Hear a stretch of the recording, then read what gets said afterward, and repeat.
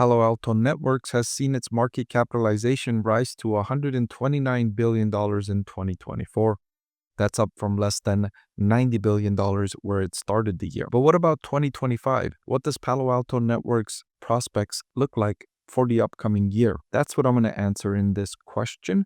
I'm going to do a discounted cash flow valuation analysis for Palo Alto Networks stock to determine if the stock is undervalued at current prices.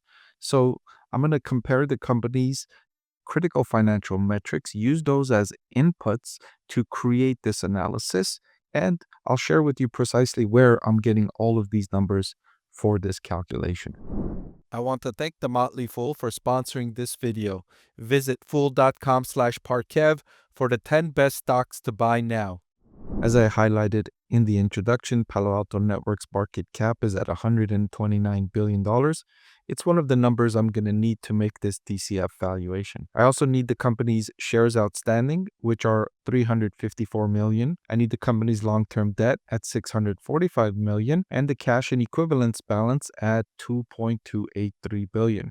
I'm also going to utilize Wall Street analyst estimates for its free cash flow over the next several years, starting with 2024 of 3.1 billion, then 3.44 billion in 25, 4 billion in 26, 4.8 billion in 27 and 28, and then 6.3 billion in 2029. I also need the company's beta, which according to Yahoo Finance stands at 1.12. Now that we have all the inputs, we can jump into the discounted cash flow valuation for Palo Alto Networks. Let's start here with the free cash flow for 2024, which we saw was 3.1 billion. And all the way out to 2028 and 2029, I had those free cash flows estimated according to Wall Street Analyst. From this point onward, I'm going to have the company growing at a transition growth rate. During these next 5 years, Wall Street Analyst expect it will grow its free cash flow by 15.7%. Over the 5 years following the next 5, I have the company growing at half that rate, growing its free cash flow in a transition period of 7.85% and then settling down from 2035 and beyond to a long-term growth rate of 6%. So those are the cash flows forecasted between 2024 and 2035. I'm using a terminal value calculation in the time period 2034. And if you recall, the formula for this is taking the free cash flow 1 year ahead and dividing that by the weighted average cost of capital plus the growth rate, minus the growth rate, I should say. Now, the weighted average cost of capital I'm using for Palo Alto Networks is 10.75%.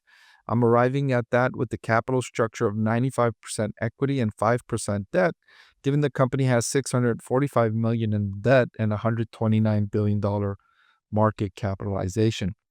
I'm using a market risk premium of 6% and a risk-free rate of 4.2% with a beta of 1.12 to get the cost of equity using the capital asset pricing model of 10.92. So, all things considered, the present value of all of the cash flows expected to be generated by Palo Alto Networks between now and infinity is $108.6 billion. That's the present value of all of the cash flows that Palo Alto Networks expects to earn between now and infinity. The reason we can forecast between now and infinity is because theoretically a corporation can last forever. There is no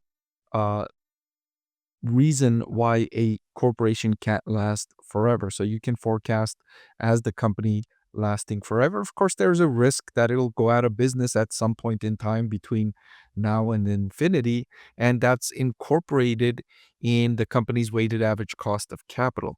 The weighted average cost of capital is discounting all of those cash flows between now and infinity, and incorporated into that discount rate is the risk of the business. And the risk is measured with the beta and the market risk premium.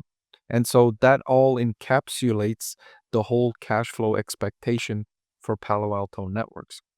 So now that we have the value of operations, we need to add the company's cash and subtract the debt, and that gives us a value of equity at $110 billion for Palo Alto Networks. But we want to get the price per share, not just the value of the business. And to do that, we divide the number of shares outstanding, which were 354 million, and that brings us to an intrinsic value per share for Palo Alto Networks at $311.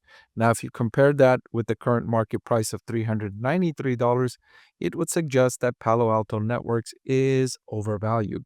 Now, I do provide for a margin of safety here, but even after incorporating for the margin of safety, which I tend to give 10% up or down. So for a $400 market price stock, I would consider it fairly priced if it was between 360 and 440. This intrinsic value calculation is below even my margin of safety of 360, and so it would suggest that the stock is overvalued. Now, that doesn't mean that the market price is going to come down. The market price can forever be overvalued. The market could never agree with me on this intrinsic value, and the stock price could increase and stay overvalued for a very long period of time. This is just what I feel is the fair value for Palo Alto Network stock according to this valuation model. Now, there are other valuation models you can use that might give you different conclusions, but for this model, in these calculations, with these inputs, this is the price I get for Palo Alto Networks stock.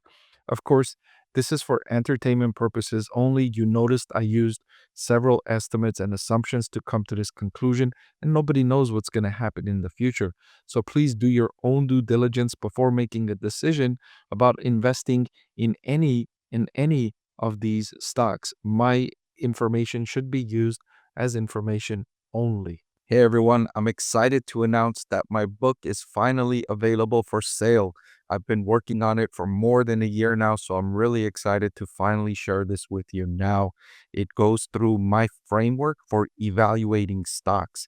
Some of you often ask why I like this stock or why I like the other stock, and this framework provides you the things that I look at when I'm evaluating stocks. I've added the link in the description below.